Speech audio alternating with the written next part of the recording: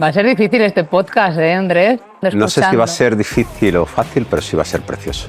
Con 12 años tuve una experiencia que me cambió y me marcó la vida. Hasta que apareció mi hijo, 3 días, hasta que nos dijeron que era leucemia. Hasta que no te llega algo tan fuerte, no eres capaz de darte cuenta. Es que hay mucha gente separada de la realidad. ¿O cómo cambiamos la mirada con respecto a la muerte? Porque la muerte como tal no existe. Yo a mi hijo le tengo mucho que agradecer. ¿Cómo fue ese año? ¿Se puede vivir así sin fe? Que en la planta de oncología se viven infinidad de crisis de fe. Cuando mi hijo cierra los ojitos, yo me podía haber tirado por un balcón o podía haber creado una fundación y hacer lo que hago. Además, yo voy a ayudar, voy a acompañar y voy a crear una fundación. Hola, soy Laura Baena, fundadora del Club de Malas Madres y te doy la bienvenida a La Casita Podcast. Pero Malas Madres, para que este proyecto siga vivo, necesito vuestro apoyo. Así que os voy a pedir que os suscribáis aquí, a nuestro canal de YouTube, para que este podcast pueda seguir llegando muy lejos y podamos seguir abriendo estas conversaciones tan importantes. Únete y ahora sí que sí, vamos a por el episodio de la semana. Bienvenidas Malas Madres al podcast de este vuestro club. Y hoy es un programa especial que inevitablemente yo creo que nos vamos a emocionar todas y todos porque tenemos a un protagonista, a una persona que para mí es muy importante. Y es que dicen que hay personas que tras vivir el mayor de los dolores son capaces de convertirlo en luz. Y cuando conoces a Andrés Olivares entiendes lo que eso significa. Andrés perdió a su hijo Luis cuando solo tenía 9 años. Un niño que poco antes de marcharse le dijo algo a Andrés, a su padre, que cambiaría su vida por completo. Papá, ¿por qué no ayudas a otros niños enfermos como yo? Desde entonces Andrés se convirtió en eso, en un acompañante de vida, en alguien que decidió transformar el dolor en acción, la tristeza en amor y la ausencia en propósito. Así nació la Fundación Andrés Olivares, un hogar para cientos de familias con niños y niñas que luchan contra enfermedades graves. Un lugar donde se acompaña, se cuida y sobre todo se devuelve la alegría de vivir. Hoy hablamos con un hombre que se define como piloto de emociones, un hombre que habla del alma, del cuerpo, de la importancia de acompañar con amor. Y vamos a darle la bienvenida después de la cabecera. Bienvenida al podcast del Club de Malas Madres, capitaneado por Laura Baena, la mala madre jefa, una mala madre más con mucho sueño, poco tiempo libre y ganas de cambiar el mundo. Va a ser difícil este podcast, Andrés? Bienvenido. Pues mira, no sé si va a ser difícil o fácil, pero la presentación ya me ha hecho un nudo en la garganta. Te sigues emocionando escuchando. No sé si va a ser difícil o fácil, pero sí va a ser precioso. Pues sí. Tenía muchas ganas de tener este espacio, este tiempo contigo, de charla, y que lo hemos tenido a ratitos, sí, en otros lugares pues, de nuestra vida privada, pero que me parece tan importante compartir con todas las malas madres. Gracias por venir. No, gracias a ti, te lo agradezco, Laura, no sabes cuánto. Es verdad que hemos tenido muchas conversaciones en privado y nos apetecía mucho a los dos tener este encuentro y poder trasladar a toda tu, que no es poca, pues una manera de entender la vida que me enseñó mi hijo durante un añito precioso en una planta de oncología pediátrica hasta que decidió marcharse al cielo y dejarme un propósito de vida del que me había olvidado y me había separado y no lo encontraba.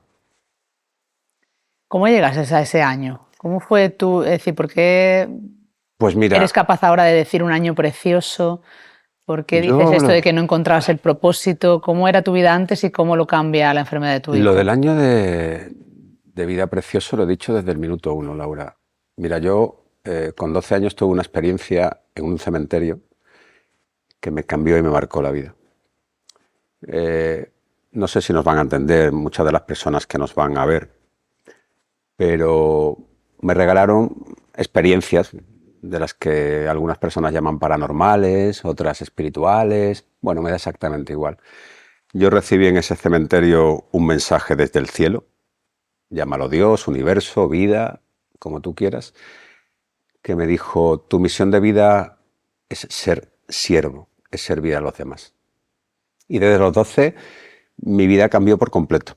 No sé cómo me convertí en el centro de toda la familia. De alguna forma, bueno, los momentos un poco más complicados a nivel familiar, yo siempre estaba ahí en medio. Con 12, 13, 14, 15 decía, bueno, ¿esto qué es? Con 16 empecé a hablar del amor en charlas en petit comité, desde un lugar que yo tampoco entendía. Fui catequista, iba los fines de semana al Cotolengo a estar con ancianos. No, yo me iba al Cotolengo y era súper feliz. Como te decía, era catequista y después me quise ir de misionero. Pero mi abuelo, que ha sido una parte muy importante en mi vida, me sacó esa idea de la cabeza.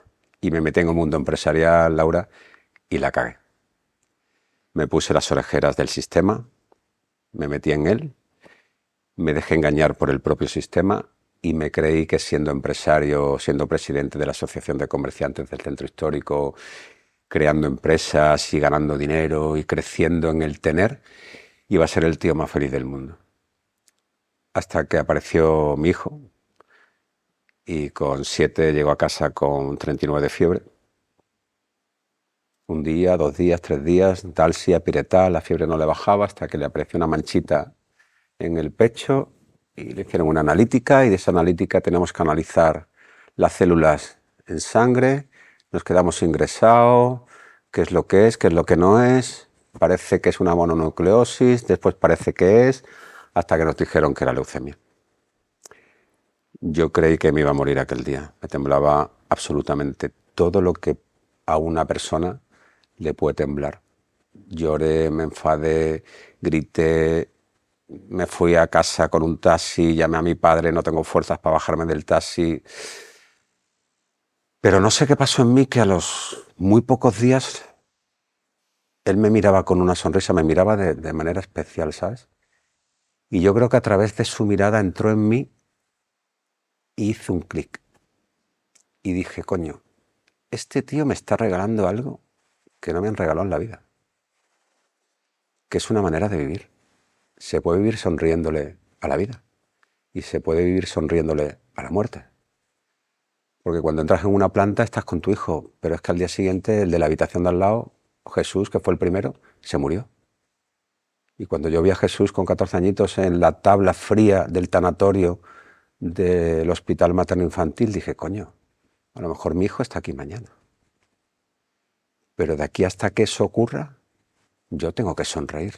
Porque si él sonríe, yo tengo que sonreír. Y encontré mi propósito de vida gracias a él. Vamos a hablar de, bueno, imposible no emocionarse ya. Escuchándote, qué bonito, Andrés. Pero antes de ir a ese año y a cómo lo vives y cómo te das cuenta de eso que te está regalando tu hijo, ¿cómo era ese niño que llega a esos 12 años a encontrar esa mirada de ayudar y aunque luego te separaste y te desconectaste? Sí, mira, era un demonio. Perdón, era un tío súper travieso. Divertido, gamberro, todo el día haciendo bromas, con una vitalidad tremenda, haciendo muchísimo deporte, perdón, estudiando nada. Era un bicho. Yo era un bicho hasta los 12, era un demonio. Pero ¿y con 12 qué pasa para que de repente te descuides? Pues lo que pasó es lo que te he dicho, Laura. Estaba en el cementerio, bueno, en el entierro de una tía mía, la mujer de un hermano de mi madre.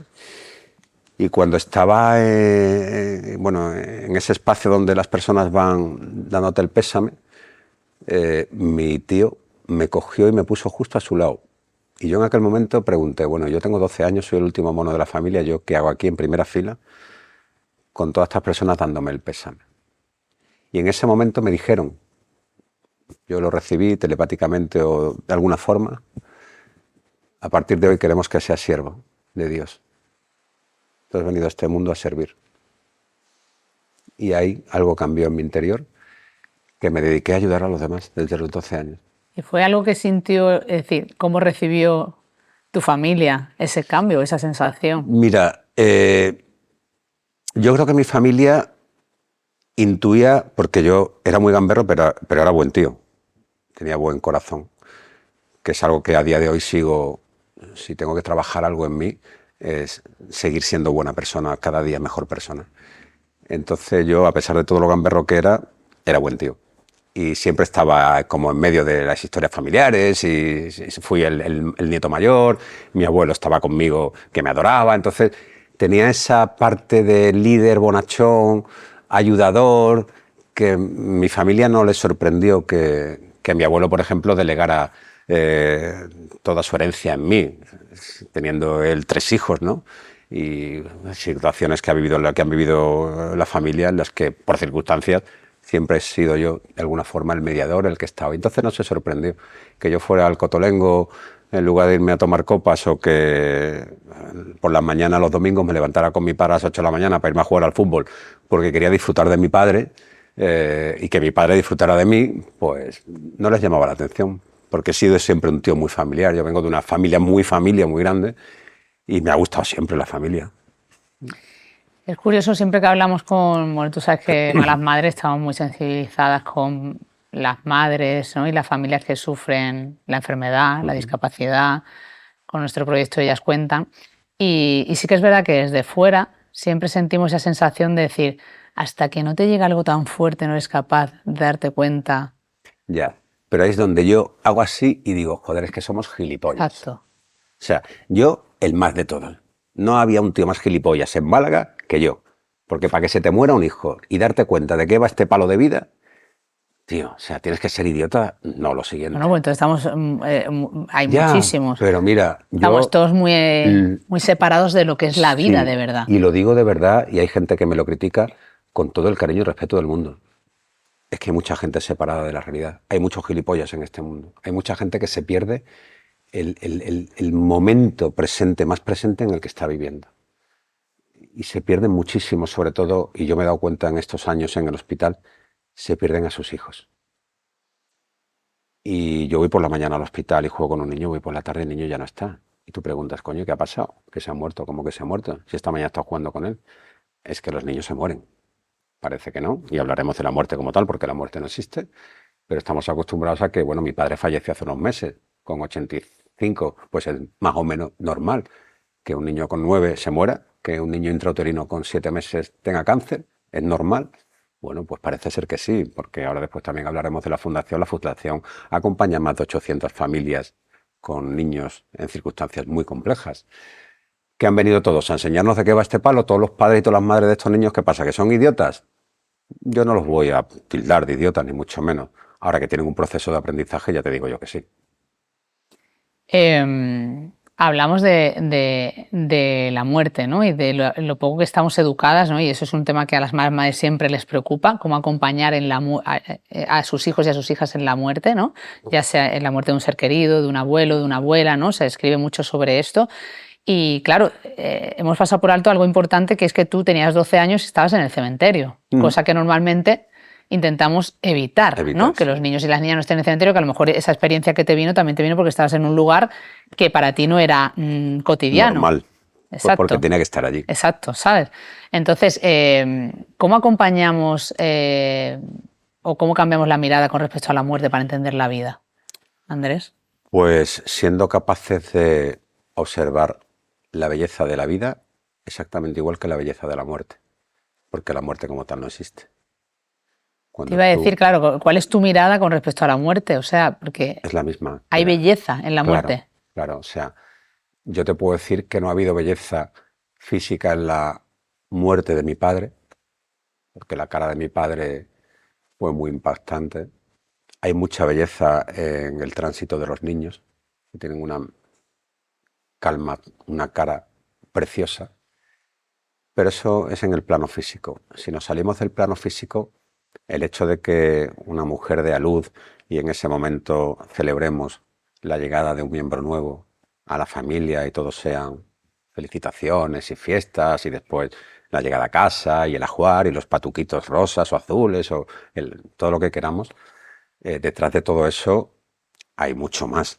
No solamente es el acto físico del encuentro entre un hombre y una mujer, donde un óvulo y un esperma se unen y de ahí empieza a nacer. La vida ya ha nacido, y eso yo lo hablo mucho con padres y madres de niños o niñas que se han marchado. Cuando yo me voy a cenar con mi mujer y esa noche en una cena romántica le propongo ser padres, en ese momento nuestro hijo ya ha nacido. Ya hay vida, no material, pero ya existe. Porque podríamos entrar en que nuestros hijos nos eligen como madres y como padres desde el cielo. Y desde mi punto de vista es así. Entonces, tuve un caso de una familia que tardaron mucho en quedarse embarazados por circunstancias de edad, y a las 27 horas de nacer el niño falleció. Y la madre y el padre me decían: Andrés, yo acompaño mucho desde el agradecimiento, Laura. Yo a mi hijo le tengo mucho que agradecer y a todo lo que me pasa en la vida. Y les planteé eso, darle las gracias a vuestro hijo, porque aquella noche que hablasteis de ser padres ya nació. Cuando estuvisteis en la cama haciendo el amor desde un amor precioso y ese óvulo y ese esperma se encontraron, ya había nacido. Cuando durante esos 9 meses ibais al ginecólogo y os hacían las ecografías y veíais si era niño o niña y las manitas y tal, ya había nacido. Y cuando nació ya había nacido. Imaginaros el regalo tan grande que os ha hecho vuestro hijo, que un matrimonio que no podía concebir, habéis podido concebir al final, y os ha regalado todos esos momentos que habéis vivido como padres, que era la mayor ilusión de vuestra vida, ser padres. Os ha regalado la paternidad. ¿Se ha ido a las 27 horas? Sí. ¿Te puedo decir que es una putada? Claro que sí. ¿Te puedo decir que es lo peor que le puede pasar a un padre? También te lo compro. ¿Te puedo decir que lo vas a echar de menos toda tu vida y que vas a tener un dolor en el corazón para siempre? También. Pero también te puedo decir, dale las gracias a tu hijo, porque te regaló la oportunidad de vivir eso que tenéis tantas ganas de vivir, que tenéis tanta ilusión por experimentar como pareja. Si lo miramos desde ahí, joder, hay mucha belleza ahí, ¿eh? ¿Cómo fue ese año en el que tú... ¿Fue al poco tiempo cuando te diste cuenta del aprendizaje que ibas a tener? ¿Cómo fue el año de...? Al muy poco, Laura, al muy poco, al muy poco. Al poquísimo, o sea, yo lloré mucho y me cabré mucho y me enfadé mucho los primeros días, pero después yo soy muy bufón, entonces me convertí en el bufón del hospital. Iba de habitación en habitación, de cachondeo, de risa, de esto, lo otro. O sea, parecía que mi hijo no estaba viviendo lo que estaba viviendo. Pero lo vivía desde un lugar, que no me preguntes cómo llegué a él, porque no lo sé, que me llevó él, sin lugar a dudas, y que de buenas a primeras me decía: papi, oye, que esta noche ha venido Jesús a verme y ha venido con la Virgen y me ha dicho que lo estamos haciendo fenomenal, que esto va a salir estupendamente bien. Joder, y a mí me daba un chute del 15. Decía: coño, pues si lo estamos haciendo de puta madre, esto va a salir bien. Claro, después entendí que me lo decía de otro lugar. Papi, ven, esta noche he soñado. Estaba en una pirámide, empezaba a subir así en diagonal y en el primer descansillo me dieron una llave y empecé a subir y cuando llegué arriba del todo había un baúl, tío, y con esa llave abrí el baúl y salió una luz inmensa. Todo es un niño de 8 años, ¿eh? Y además a mí en privado, no lo compartía con nadie. Papá, vente, papá, ¿qué te me ha pasado esto? Vamos a ver. Claro, cuando tú empiezas a meterte en ese mundo y empieza él a despertar tu espiritualidad, empiezas a vivir desde otro lugar. Entonces yo era un tío feliz. Mi hijo se marchó estando yo en el Niño Jesús abajo fumando un cigarro y llegué al tercer suspiro. Yo estaba claro que mi hijo no se moría.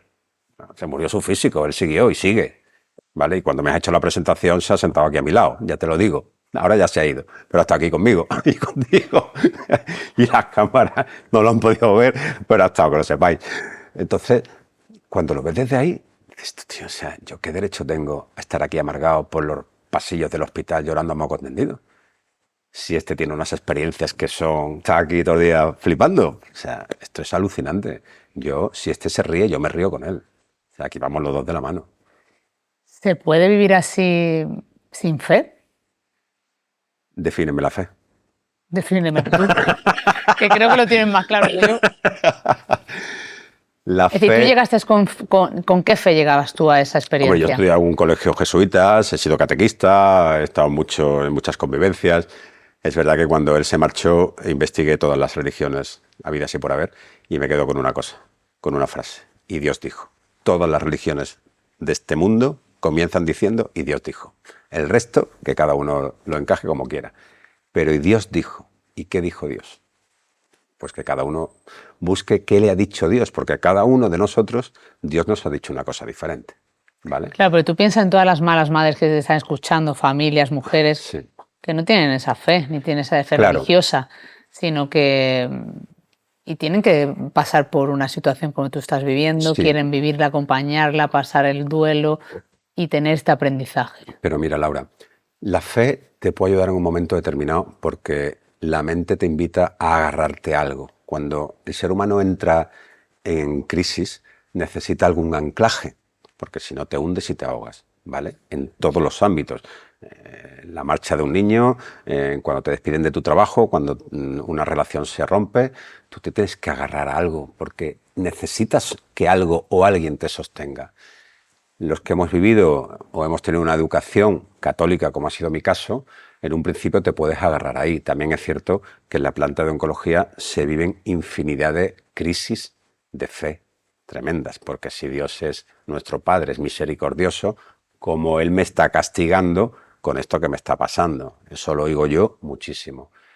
Cuando no tienes esa educación o esa creencia, eres ateo, o eres protestante, o eres budista, o eres taoísta, o eres lo que sea, y no tienes ese anclaje de la fe de que existe algo sobrenatural que te va a sostener, es que Él no está aquí para sostenerte. Aquí vienes a sostenerte tú, con tus herramientas y con tu proceso de aprendizaje. Perdón. Y eso que te está pasando con tu hijo, con tu hija, es lo que la vida te pone por delante, que tú necesitas para aprender tu siguiente lección. Aquí somos todos parvulitos. Y venimos lección primero de GB, bueno, en mi época, segundo de GB, tercero de GB, hasta tercero de Book y después la selectividad, la carrera, lo que sea. Y tú tienes que ir paso a paso subiendo esos escalones. A unos nos dan más fuerte. Bueno, ¿por qué? Porque primero porque yo era más gilipollas que nadie, como ya he dicho, en la parte material, pero también porque yo quizás haya reencarnado más veces que otras almas y mi alma esté preparada ya para vivir esta experiencia. Pues también, lo compro y te lo firmo. Las madres o los padres que viven esa experiencia no teniendo fe, no necesitan la fe para anclarse en algo que lo sostenga. La fe es algo que está ahí, como otras muchas herramientas que el ser humano tiene para sostenerse, pero que no te vas a encontrar el sostén en el exterior. El sostén es tuyo. No lo vas a encontrar en ningún sitio. La decisión en esta vida, Laura, de todo lo que te pasa, la tomas tú. Los demás te pueden aconsejar, te pueden dar su opinión, desde el juicio o no juicio, te pueden hablar de su experiencia, pero la decisión es tuya. Cuando mi hijo cierra los ojitos, yo me podía haber tirado por un balcón o podía haber creado una fundación y hacer lo que hago. Y la decisión fue mía. Nadie me dijo, puedes, deberías, sería importante, podrías. No, la decisión fue mía. Qué brutal. ¿Cómo fue ese momento? Vamos a ese momento en el que tú conviertes ese aprendizaje de vida que te ha convertido en otra persona, en otro Andrés, a decir, oye, es que además del aprendizaje, además de que el dolor haya pasado a un propósito personal de darme cuenta de lo que es la vida, además yo voy a ayudar, voy a acompañar y voy a crear una fundación. Pues mira, ha habido mucha gente que ha pensado que a través de la fundación he vivido el duelo de mi hijo. Porque yo, curiosamente, lloré en el momento en que él se marchó en mis bracitos, pero después siempre he sonreído. Y yo me miro muchas veces al espejo, porque soy un hombre que me miro mucho al espejo, además de para ver lo atractivo que soy, que lo soy, para ver mi atractivo interno. Y yo me he preguntado muchas veces, tío, ¿esto es normal que tú no llores la muerte de tu hijo? Porque la gente cuando se le muere a un ser querido, llora. ¿Y tú por qué coño no lloras? Yo me he preguntado mucho eso. No tengo una respuesta. Como creo que no tenemos una respuesta en ningún momento en el que decimos ahora voy a llorar o no voy a llorar, aunque uno piense estoy llorando por. No, en todo caso diríamos estoy llorando para. Porque si estoy llorando por sanar algo que se me ha ido en esta vida, prefiero transmutarlo y decir estoy llorando para sanar lo que he vivido en esta vida. Y esa pequeña matiz es muy importante, ¿vale? Y llega un momento en que, como él fue tan claro conmigo, oye papi, ¿por qué no digas tu vida a los demás? Y me pareció el planazo de mi vida, pues empecé a organizar burocráticamente toda la historia y dije, bueno, pues esto cómo se hace. Yo me senté en un despacho, en mi despacho de aquella época, miré al cielo, que ya no miro al cielo, porque claro, al principio uno cree que el cielo está muy arriba, el cielo está aquí, mucho más abajo de lo que la gente piensa. Al principio el cielo parece que está, que las nubes habitan en el cielo, ¿no? O sea, el cielo habita aquí. Le dije, tío, ¿y esto cómo se hace? Porque claro, yo soy empresario, pero nunca he estado en el tercer sector, una fundación, total, que me metí. Y cuando ya la creé, pues bueno, yo me planté en el hospital a los 2 días de que él se marchara. Yo llegué de Madrid con mi hijo en una urnita un miércoles, él se marchó al cielo un lunes y el viernes me metí en el hospital a dar abrazos. Y no he salido en 18 años. Empecé como voluntario y después creé la fundación y empecé, bueno, a desarrollar un poco toda la actividad que hacemos. Pero donde más me centré, Laura, fue en aquello que yo no viví y te lo explicaba antes fuera de cámaras. En ese abrazo que yo no tuve sabiendo que mi hijo se iba a morir, ¿sabes? Yo creo que cuando te dicen, ¿y tú qué le dices a un padre o una madre que su hijo se está muriendo?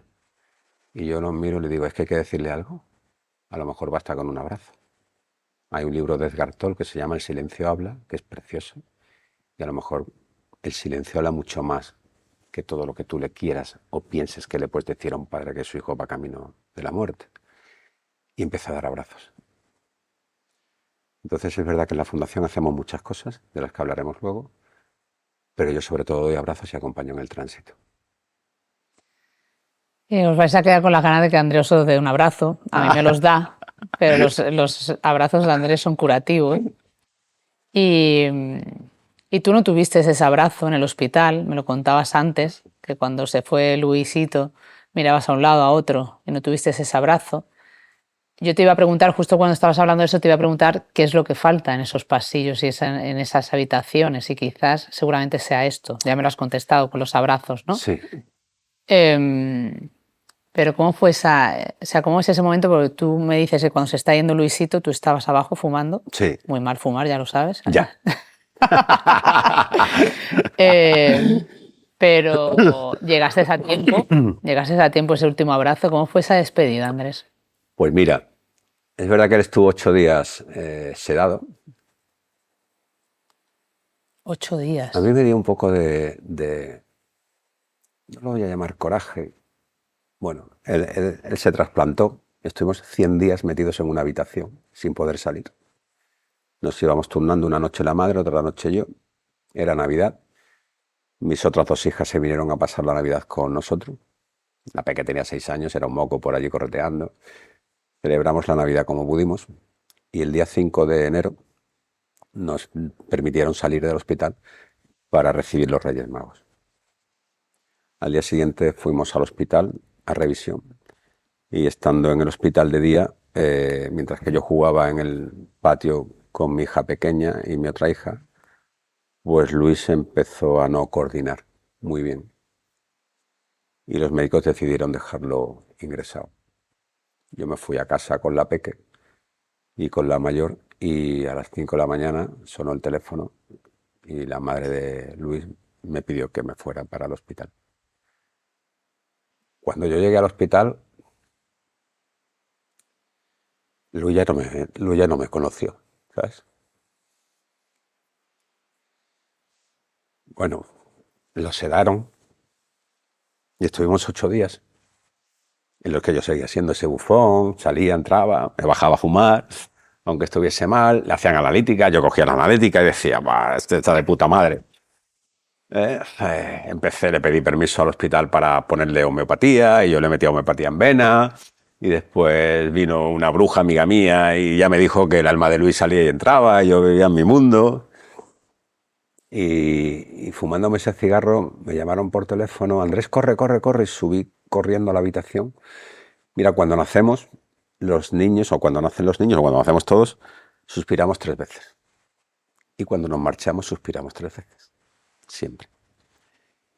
Cuando yo llegué, me tiré a la cama, lo cogí, lo abracé y dio su último suspiro. Así fue como ocurrió. Uf. Tía, nunca llora en una entrevista, ¿eh? Así fue como ocurrió. Bueno, hoy también vengo un poco más sensible por algo personal que te he contado antes que me ocurrió ayer. Pero así fue como ocurrió. Y lloré mucho y la familia entera entró en la habitación. Y, bueno, había en ese abrazo algo de paz después de 8 días. Había mucha paz, porque además te quería contar, que no te lo quería contar porque entonces voy a llorar más, que como no me pude despedir de él teníamos una manera muy bonita de cuando estábamos juntos y de potrear y de que él se echara encima mía y tal. A veces, pues, él se tumbaba en la cama y yo le echaba mi cabeza en su barriguita y me hacía así con la manita. Y estando él sedado, le puse mi cabeza en su barriguita y me hizo así, estando sedado.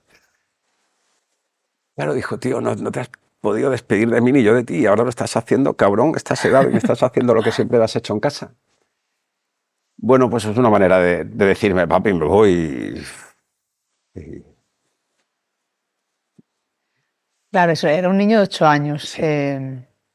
Pero por lo que me cuentas de los sueños que tenía, la madurez que tenía, el ser capaz de con 8 años decirte, papi, ayuda a otros niños. ¿Hubo una conversación, hubo en algún momento alguna conversación más seria o no? Vamos a ver, es que hay conversaciones que no se verbalizan. Y eso ¿Tú también sientes que él sabe que se iba? Sí. Es decir, un niño puede llegar a sentir. Sí, lo tenía claro y tenía claro que vino a ejercer su misión de vida, que fue, que yo llevara a cabo esto que estoy llevando. Lo tengo clarísimo y él lo tenía clarísimo. Es un alma súper vieja, como se suele decir. O sea, ahora es un ser de luz. Está ahí cuidando de mucha gente, iluminando el camino de mucha gente. Aparte porque esto conecta con una cosa que a mí me impactó mucho, ¿no? Cuando tú me contaste, aparte esto me lo contaste estando con nuestro amigo Paco Arango. Sí. Que lloraste mucho también al final de esa película. Bueno, porque, oye, soy humano, ¿sabes? De Mi último John, Sí. porque al final de la película sale Luis. Salen muchos niños calvitos y fue súper bonito. Y sale Luis momento. y Paco ha tenido el grandísimo detalle y cariño y amor que nos tenemos de en alguna que otra película, pues hacer un guiño a mi hijo. Es que Paco y Luis vivieron mucho juntos, o los tres vivimos mucho juntos allí en el Niño Jesús. Entonces, ¿qué aprendiste de Paco en aquella época que te hayas podido llevar a tu camino de acompañamiento? Pues mira, Paco y yo hemos tenido unos caminos muy, muy paralelos. Por eso.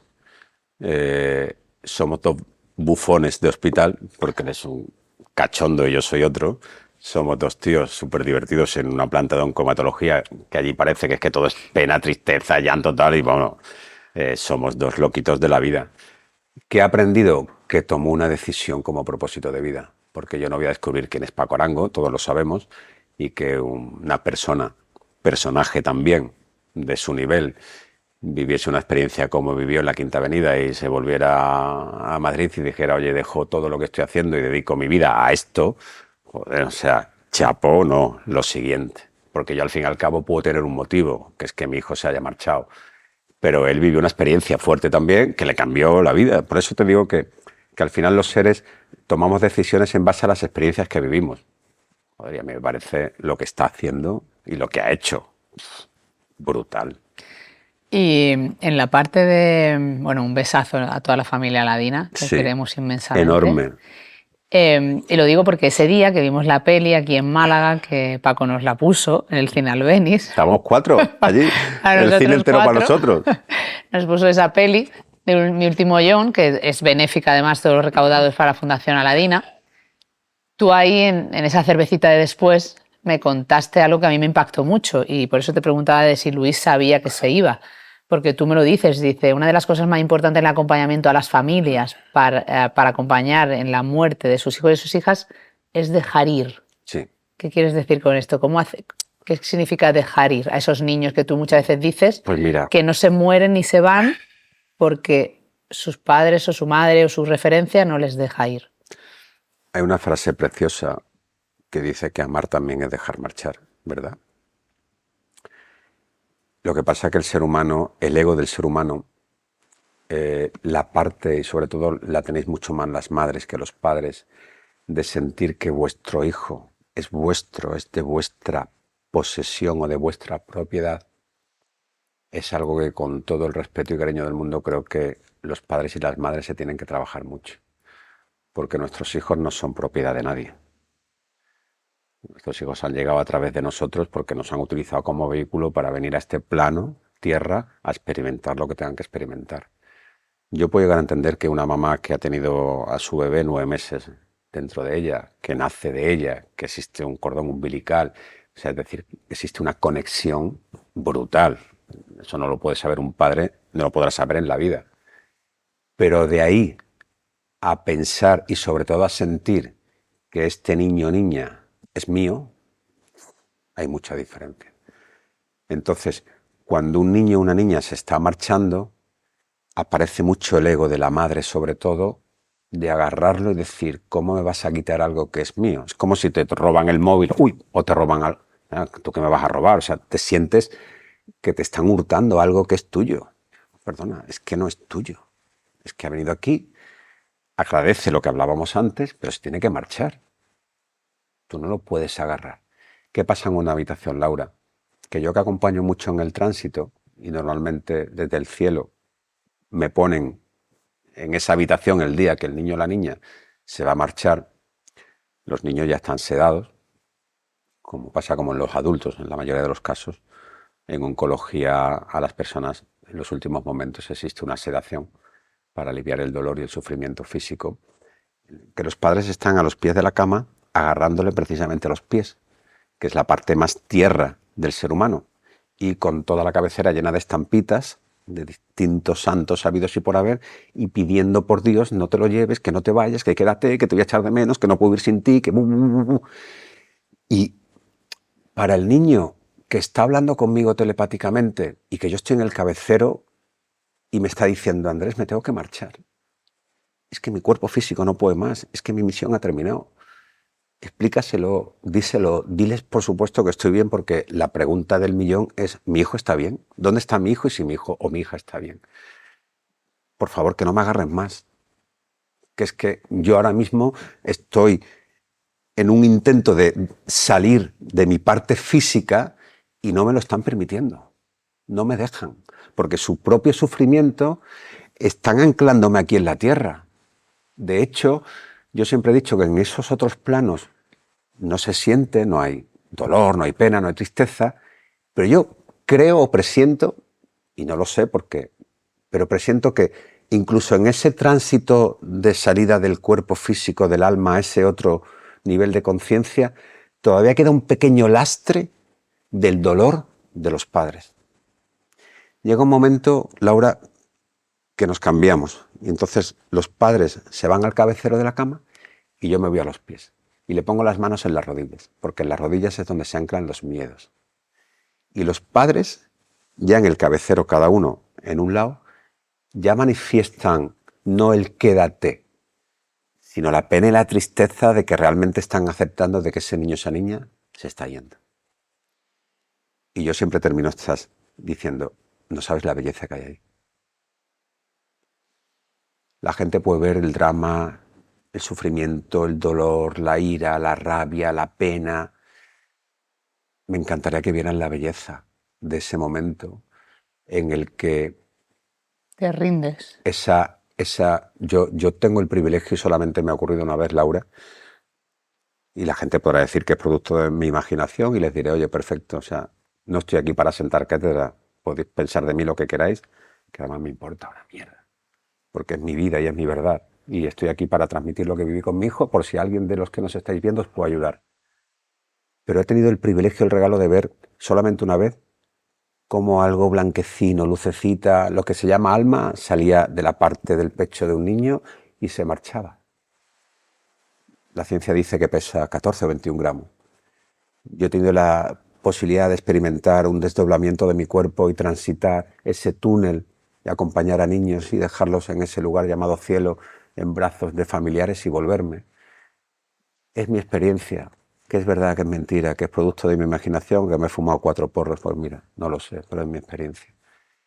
Y si esta experiencia le puede ayudar a alguien, porque si he venido aquí a ayudar a los demás, yo creo que a través del testimonio también se puede ayudar a mucha gente. Y a ti no te lo tengo que contar, que tú tienes un canal brutal y a través de tu ejemplo de vida y de tu testimonio estás ayudando a miles de mujeres en este mundo.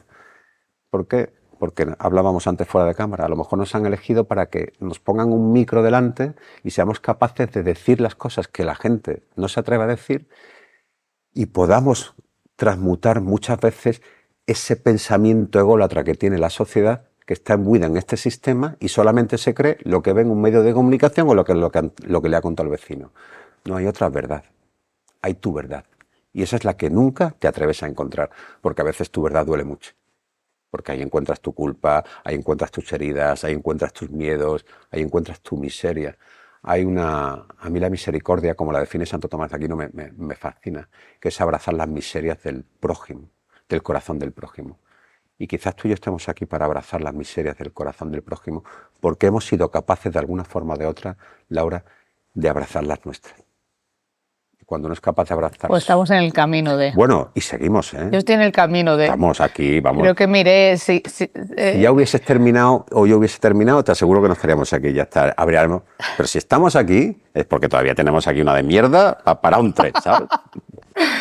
Total, aquí estamos. Y es verdad, porque cuando empiezas a mirarte adentro y a trabajar el camino y a autoconocerte, no llegas a ningún lugar idílico. No. Estás en el camino, ¿sabes? Y es como... Y te das cuenta de que queda mucho, pero... esas familias, en ese momento de belleza que tú dices y de paz en el que ese niño, esa niña ya se ha marchado, tienen que sentir mucho agradecimiento, ¿no? Después de ese momento y esa experiencia que viven contigo, a tu lado. Pues mira, yo recibo muchas muestras de agradecimiento. Tampoco estoy aquí para que me agradezcan nada. Sabes cómo soy. O sea, que hay gente que ha llegado a decir que estoy buscando el ser famoso a través de la muerte de mi hijo. O sea, yo era un tío normal, tenía mi empresa, yo no tenía ninguna necesidad de ser un tío conocido ni de dar... O sea, no, yo vivía mi mundo y ya está. O sea, que no estoy aquí desde luego para hacerme famoso. Desde luego me hacen falta muchos photocalls para poder llegar a todo lo que hacemos, que ahora después hablaremos. ¿Por qué? Porque presido una fundación con 14 personas en el equipo, con 800 familias, como te decía, con un presupuesto cercano a los 600.000 euros, y eso hay que sacarlo de algún sitio. No se enriquece uno, No, desde ni luego, una, sentado en tu casa, liderando una fundación, una Vale, asociación. no. Es una lucha constante. Sí, entonces, si yo soy famoso y salgo en muchos photocalls y salgo en muchas redes sociales y tal, no es porque a mí me apetezca enseñarme, ¿vale? O sea, me gusta mucho la privacidad e incluso a veces sin ser nadie, a veces mi hija me ha dicho, papá, no salgo más contigo porque es imposible ir a almorzar contigo a cualquier sitio. Pues sí, esa parte me incomoda porque no quiero seguir siendo Andrés, un tío normal, ¿vale? Pero sí es verdad que de alguna forma o de otra, ya no solo la figura de Andrés, sino la propia fundación, son herramientas que después son muy agradecidas por parte de las familias, porque les damos mucho, les damos todo. Se lo entregamos todo desde el corazón inmenso, que es el que todos formamos en la fundación. No puedes quitar el dolor de un padre porque no existen varitas mágicas y además tampoco pretendemos porque ese proceso lo tienen que vivir. O sea, tu hijo se ha marchado y tú tienes que vivir tu duelo. Yo te voy a acompañar, pero no te puedo hacer chu, y ya está, ya se ha ido. No, esto no funciona así. Y bueno, y lo has dicho, se va Luis y a los días ya llenas de abrazos el hospital, Sí. empiezas a dar forma a la fundación. Sí. Y esa fundación, si tú dijeras, nace con el objetivo este concreto y esta misión, ¿cuál sería? Fundación Olivares. Pues mira, Fundación Olivares, aunque su origen sea acompañar a niños y niñas enfermos de cáncer y después a niños y niñas con patologías crónicas complejas, la esencia de Fundación Olivares es la que yo creo que, en resumen, mi hijo me trasladó, que es el amor incondicional, que es transmitirle a esta sociedad a través de niños y niñas enfermos de cáncer, que en muchos casos terminan falleciendo, que sin amor no somos nada, pero sin amor incondicional, porque esa palabrita que está ahí siempre escondida es la que marca la diferencia, porque todos decimos te quiero, a nuestros hijos, a nuestras parejas. Bueno, el verbo te quiero ya sabemos de dónde nace, y si yo quiero es que nace de mi ego, nace de una necesidad o de...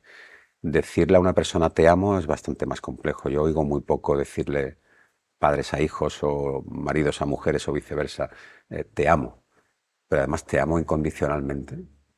Eso es la gran asignatura del ser humano. Yo estoy en ella ahora mismo, ¿eh? Qué bonito eso de verdad, ¿eh? De no nos paramos a pensar en el te quiero. A ti quiero, para Sí, mí. sí.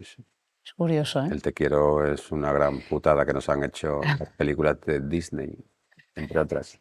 ¿Qué es lo que más orgulloso te hace sentir de todo este camino de Fundación Olivares en estos años? Algo que tú digas, oye, yo aquí me di cuenta que realmente lo que hacíamos transformaba y iba Pues acercándose mira, a ese objetivo. me siento orgulloso de muchas cosas, pero me siento orgulloso en este mismo momento de haber sido capaz de llorar contigo cuando hemos hablado de mi hijo Luis.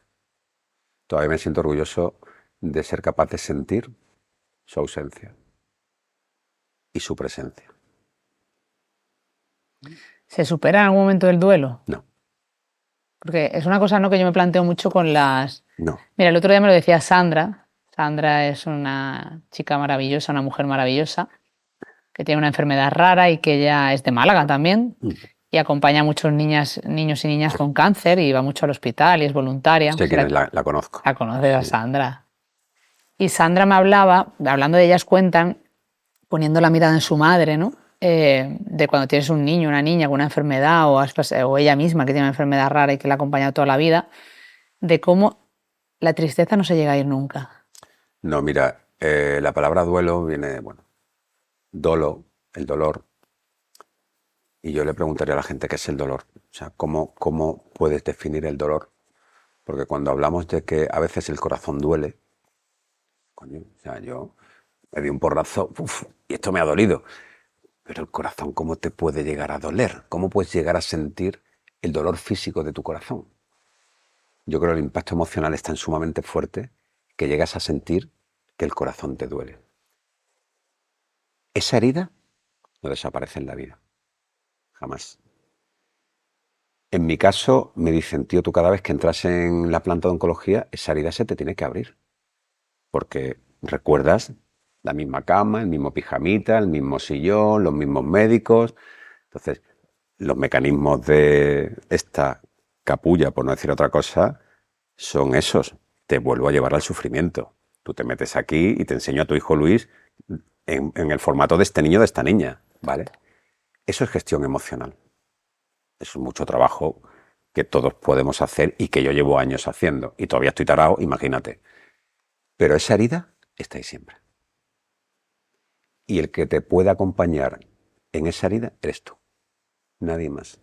Porque nadie puede llegar a saber, sentir, experimentar, opinar, juzgar lo que yo viví cuando mi hijo se murió en mis brazos.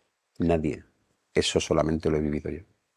Estamos muy obsesionados con curar la herida. Y a lo mejor no hay que curarla, hay que vivir con ella, acompañarla. No. Es que estamos obsesionados primero en no reconocer la herida. ¿Vale? Esto no es mío, yo me lo quito y la culpa es tuya. Yo no tengo culpa. Mi vida es perfecta, soy un grandísimo justificador en todo lo que me ha ocurrido a lo largo de mi vida y es por lo que te decía antes, porque meterte en ti, Laura, duele mucho. Si yo me meto en mi herida, encuentro el dolor de mi hijo y encuentro el dolor de mi infancia y encuentro el dolor de mis relaciones y yo no quiero sufrir, yo no quiero más dolores. Yo quiero salir a la calle, tomarme 3 copas, jugar al pádel, pasármelo de puta madre, ganar pasta y al día siguiente meterme otra vez en ese rollo. ¿Qué me voy a meter en lo que yo tengo aquí? Ni de coña. No, perdona, es que tu proceso evolutivo es precisamente meterte aquí. Que es lo que te va a hacer crecer como persona, llegar a entender por qué en momentos determinados has tenido una respuesta con alguien de una manera concreta y vas a ser capaz de ponerle un puntito a esa cicatriz y mañana otro puntito y al final esa cicatriz no desaparece, pero por lo menos no sangra más, ¿sabes? Ay, si todas las personas atendiéramos nuestras heridas, Andrés. Bueno. Sería otro mundo este, ¿no? Pero más claro, amable. Más amable por lo menos. Fuera de cámara lo hablábamos, Laura. Estas son decisiones de uno mismo. Por eso te digo que a ti una psicóloga, un psicólogo, un psiquiatra, un médico, un amigo, un vecino, te puede... Pero al final la decisión es tú contigo. No hay más. En lo que tú decías de qué vas a hacer con lo que te pasa, ¿no? Claro. Y por eso me gusta mucho tu proyecto personal. Andrés tiene un proyecto personal que se llama Piloto de Emociones. Que invitas a mirar la vida de otro lugar.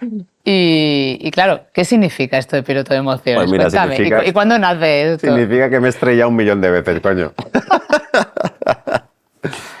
Significa que yo de pequeño, también con 13, 14, 15 años, volaba mucho. tenía un tío que tenía avioneta y mi padre quiso sacarse el título, entonces yo en esa época estaba muy ahí arriba.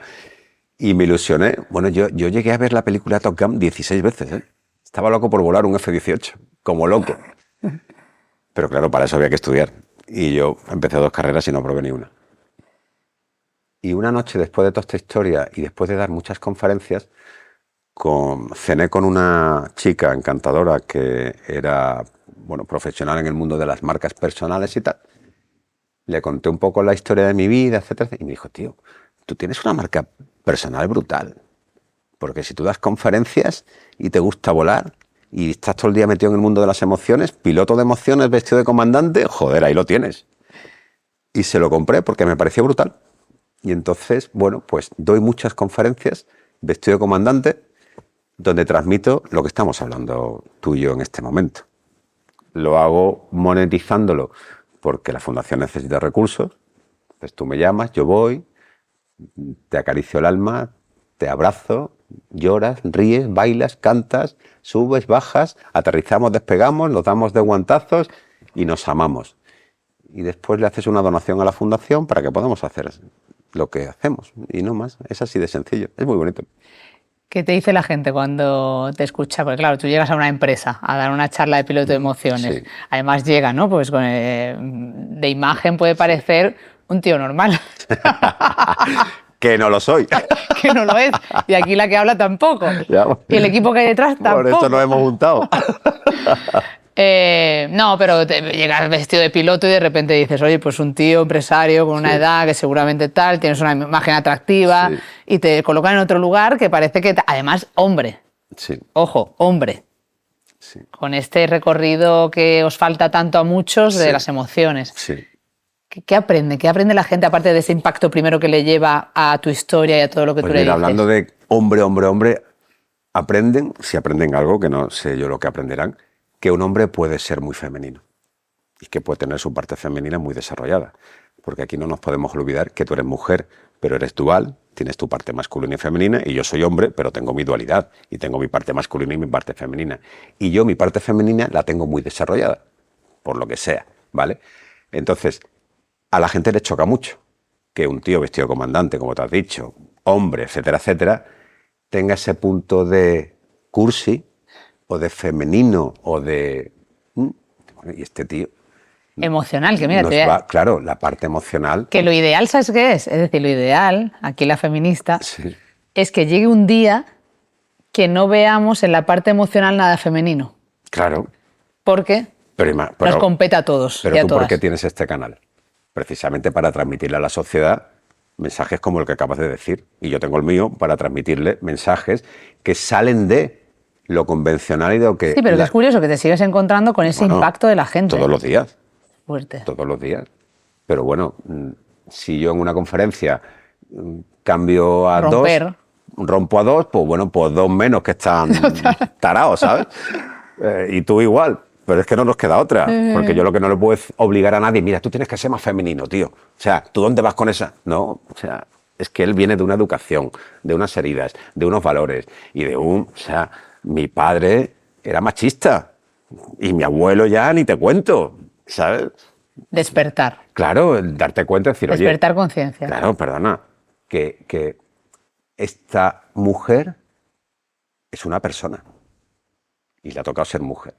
Pero el hecho de ser mujer no significa que te tenga que poner el plato de comida a las 2 de la tarde, como pasaba con mi abuelo, que era de la época. ¡Mari! Y Mari le ponía el plato de comida. Bueno, te está yendo muy lejos y hay más de lo que creemos cerca. Bueno, seguro. Hay una cosa que me gusta mucho, ¿no? Y que lo hablamos mucho en Ellas Cuentan con las madres que sufren historias como... Bueno, que no voy a decir sufren. No lo ¿Ves? digas. Mira. No lo digas. Mira. Vigila quien mueve tu lengua. Mira cómo me ha saltado al decirlo, que realmente ya Vigílalo. No lo veo un sufrimiento, sino lo veo un... Es curioso porque aquí tengo yo un conflicto, ¿no? Yo que, pues con el proyecto Ellas Cuentan, hay muchas mujeres madres que hablan de que la enfermedad de su hijo ha sido un regalo. Sí. Y yo ahí entro en conflicto, ¿no? De decir, pero ¿cómo me puedes decir que esto que estás viviendo, incluso te estoy hablando no ya solo de una enfermedad que se lo lleva, ¿no? A otro lugar, sino de una enfermedad crónica de por vida que va a convivir degenerativamente muchos años. Y me llegan a decir que son felices en ese dolor y que es un regalo. Pues yo, gracias a personas como tú, Sí. lo estoy entendiendo, Andrés. Bueno, Y entonces pasas de hablar del dolor sin victimismo y hablar sí. con gratitud. Yo ahí te haría un matiz, Laura. Es cierto que hay muchas madres. Tú sabes que me he movido mucho en ese entorno Bueno, hay muchas madres por que están en un circunstancias contexto muy personales duro. que te dicen que sus hijos han sido un regalo y se los compro. Lo que ocurre es que detrás de verbalizar de que mi hijo ha sido un regalo, tienes que entender qué es lo que te está regalando. Y en ese qué es lo que me está regalando sanar la mierda que tengo dentro. Exacto. Y eso Es un poco... muchas madres no lo hacen. Yo veo en mi hijo un regalo, me ha transformado la vida, me ha ayudado a ver la vida de otra manera, porque realmente lo que hacen estos niños es hacerte ver la vida de otra manera, ¿vale? Yo ya relativizo la vida, yo ya no me enfado porque el Madrid haya perdido, ¿vale? Pero eso no es para lo que ha venido tu hijo aquí, ¿eh? Tu hijo ha venido para que tú crezcas y te mires aquí adentro. Y muchas madres y padres justifican que son felices, que agradecen la discapacidad o el cáncer de sus hijos porque ven la vida desde otro lugar. Sí, sí, claro, todos lo vemos, porque claro, después de ver No tiene morir más a tu remedio. hijo, el resto te importa una mierda, evidentemente. Pero lo que tienen que llegar esas madres es a realmente conectar con lo que ha venido su hijo a enseñarle. Y para eso Que no hay que es hacer- relativizar todo lo que pasa en su vida, Para eso porque hay que no hacer hace un falta, viajazo. porque tú ya deberías de ser lo suficientemente maduro o madura para darte cuenta que tú no te puedes cabrear del 15 para porque responsabilizarte. Claro, Para no hacer responsable de todo esto a tu hijo o tu hija. exactamente, sino para meterte en ti y decir, No, y vamos luego hay a un ver. punto también que también entró en conflicto porque, claro, hay una parte también de no es lo mismo, esto es una cosa así, y tú lo sabes porque lo has dicho. Tú vivías bien, estabas en una familia que no te faltaban los recursos. Ojo, cuidado cuando esto te llega, no una enfermedad como la de Luis, sino una discapacidad, te llega en una situación, en un contexto social difícil. Evidentemente. Sin recursos, sin dinero para terapias, y ahí es normal, es que se instale no un victimismo, sino una supervivencia Yo lo entiendo. y un dolor y un sufrimiento que también hay que aceptar y hay que... Evidentemente, Laura, pero todo eso te lleva, como todo lo que pasa en esta vida, a un proceso de crecimiento personal. Y tú puedes no tener suficiente economía para las terapias de tu hijo y buscarás ayuda pública y buscarás organizaciones como nosotros, que nosotros hacemos mucha Por eso desde aquí prestación. hacemos la cuña de más recursos y más ayuda Por ejemplo. y más implicación y compromiso político y social. Nosotros ayudamos mucho económicamente a las familias. Bueno, tanto es así que ha habido niños que los padres no tenían dinero para enterrarlos y hemos pagado nosotros el entierro, imagínate. Qué bonito. ¿Vale? Pero detrás de todo eso, insistiré hasta la saciedad. Estás tú contigo. Tu hijo simplemente ha venido a mostrarte tus carencias. Y tú no puedes esconder tus carencias diciendo que gracias a mi hijo yo he aprendido mucho y relativizo todo mucho en la vida. Ni una mierda. Eso es de primero de parvulito. Estamos llegando al final. ¡Ay, no me lo creo! ¡No! A que se ha pasado súper rápido. ¡No! No puede ser. Ahora que estamos a gusto.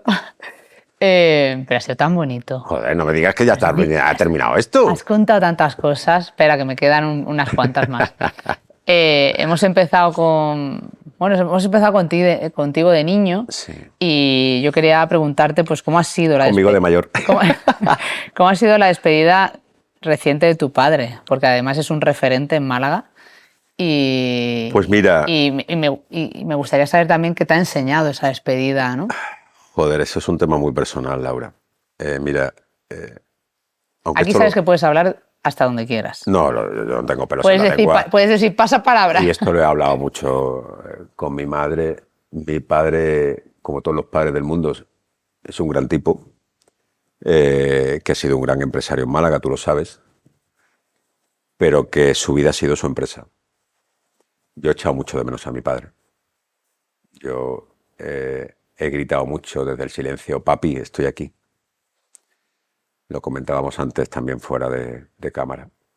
Ese niño abandonado, y por favor entiéndanme que mi padre nunca me abandonó, hablo desde el punto de vista emocional, porque su vida eran los negocios Entonces, pues no cayó, no pensó o no le enseñaron en su proceso educativo que a mí como hijo me hubiese gustado que me hubiese acompañado al parque, que me hubiese llevado a celebrar un cumpleaños, que hubiese venido a verme jugar un partido de fútbol, etcétera, etcétera. Los últimos 7 meses que he vivido con él, que ha estado en casa, malito, no tan malito como para marcharse, pero malito, se han intercambiado los papeles. Me he convertido yo en su padre, le he hecho el avioncito y le he dado de comer, lo he duchado, lo he bañado, lo he aseado, lo he abrazado. Él me ha dicho en muchas ocasiones, te quiero. Han sido muy bonitos. Yo creo que no se pueden compensar 56 años de vida con un año que he estado con él, que no es equilibrable. Pero le agradezco mucho que me haya permitido vivir estos 7 meses a su lado a diario hasta que se puso ya muy malito y que me permitiese acompañarlo en el tránsito.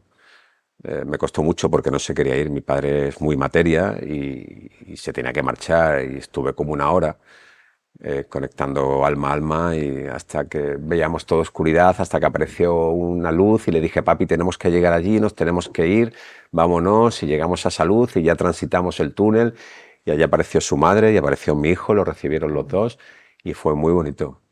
Lo que pasa que fue muy impactante porque la cara de papá fue muy dura, muy dura, muy dura. Papá se marchó con una cara con mucha dureza, con mucha rabia, con mucha ira y bueno, después hemos seguido acompañándolo desde otro lugar para que relajara ese sufrimiento, ese dolor con el que se marchó porque no se quería ir. Pero bueno, ha sido el proceso de papá me abandonó entre comillas y tu hijo se convierte en papá y no te abandona. Qué bonito, Andrés. Sí. Y sobre todo qué bonito también para mí, me acabo de acordar que eres el primer hombre que se sienta en esta casita podcast. ¡Ole! ¿Y el primer hombre femenino, además. Y te parecerá fácil, pero no lo es. No. Entonces, para mí, un hombre cuidador como tú y que tiene esa mirada feminista al cuidado es súper importante, porque se habla mucho del cuidar a los mayores. ¿Y quién cuida normalmente a los mayores? Las mujeres. Sí. Y que tú hayas hecho esto. Pues ahora estoy cuidando a mi mamá. Duermo por las noches con ella en casa, almuerzo casi todos los días con ella. Sí. Qué bonito. No, porque al final quiero decir que cuando somos las personas que tenemos una misión y que tenemos un propósito en la vida, muchas veces entramos en conflicto con nuestra propia misión y nuestro propósito, ¿no? Y esto me refiero, por ejemplo, para mí mi misión es la conciliación y que ninguna mujer tenga que renunciar cuando llega la maternidad. Y para mí no tiene sentido luchar por eso si yo no tuviera conciliación, ¿no? Yeah. O si yo no tuviera una pareja corresponsable, o si yo... Y he vivido momentos en los que me he sentido incluso incoherente con mi propia misión. Yeah. ¿Y qué he hecho?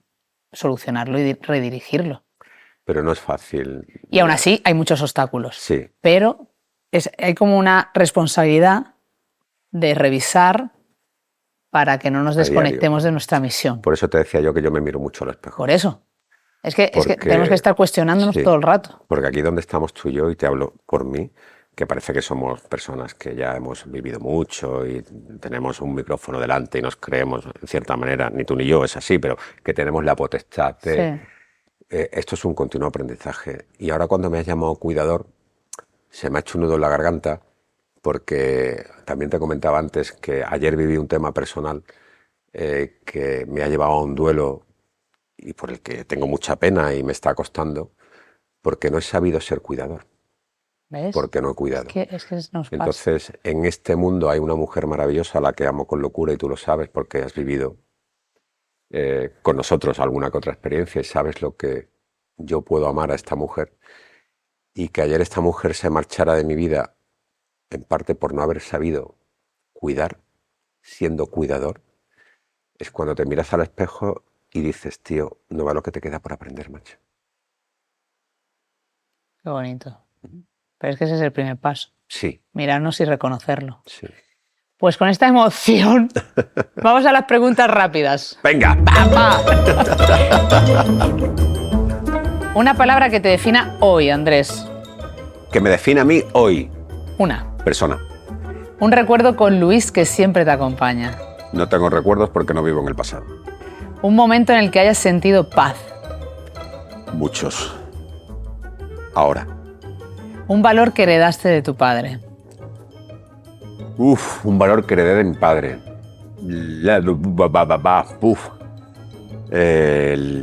La disciplina, ¿Qué te hace sentir más vivo? mi manera de ser. Qué bonito. Pues ya va, para cerrar Malas Madres, si este momento tenéis que entrar en YouTube y así lo veis, le voy a pedir a Andrés, como a todos nuestros invitados e invitadas, que me enseñe ese regalito que me ha traído por aquí. Un regalito. Que te he traído un regalito. Le he pedido que esto le ha costado, ¿eh? Le ha costado porque le he dicho, te tienes que venir con una foto de cuando eras niño. Andresito vestido de zorro por una espada. Anda. Es que me encanta. Con todo mi cariño y con todo mi amor. Me encanta. A Malas Madres. Bueno, y a Laura. me dijiste primero que vas a tirar del comodín de mamá. Sí. De mamá me tiene que ayudar a buscar una Sí, foto. de hecho fue en su casa, un álbum de fotos. Mamá, dame el álbum de fotos de cuando yo era pequeño. De estas fotos, ahora la vais a ver de cerca, pero es estas fotos con esta textura vintage, ¿no?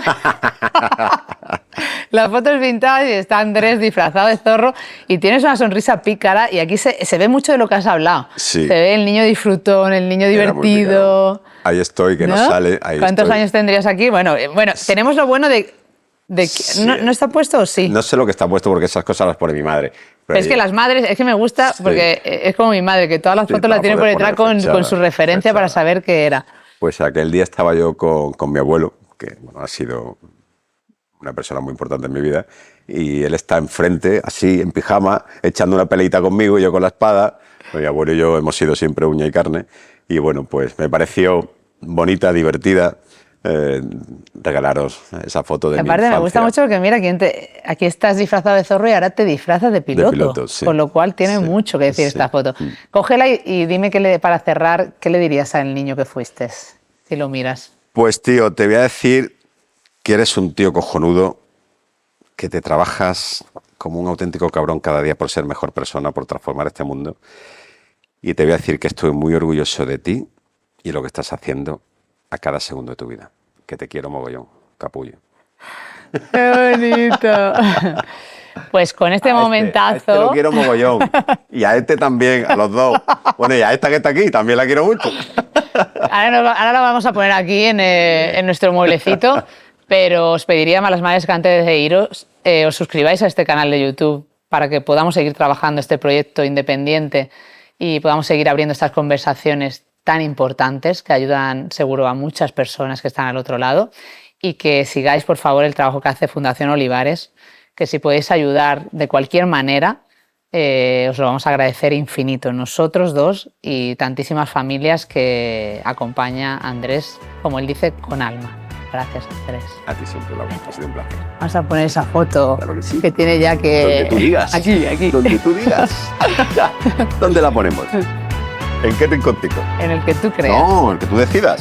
Mira, vamos Tú a hacer mandas. aquí un huequito. Hacemos un huequecito. Hacemos un huequito aquí Venga. a Andrés. Y la ponemos aquí. Y un abrazo, por favor. Oh, Gracias. muchas gracias. Qué bonito. Gracias. ¿Cómo está No gusto? olvidaros de abrazaros. Hemos estado súper a gusto en esta cámara. No olvidaros de abrazaros, que es lo más bonito del mundo. Abrazos de los que Sí, por favor. se quedan un ratito. ¿Eh?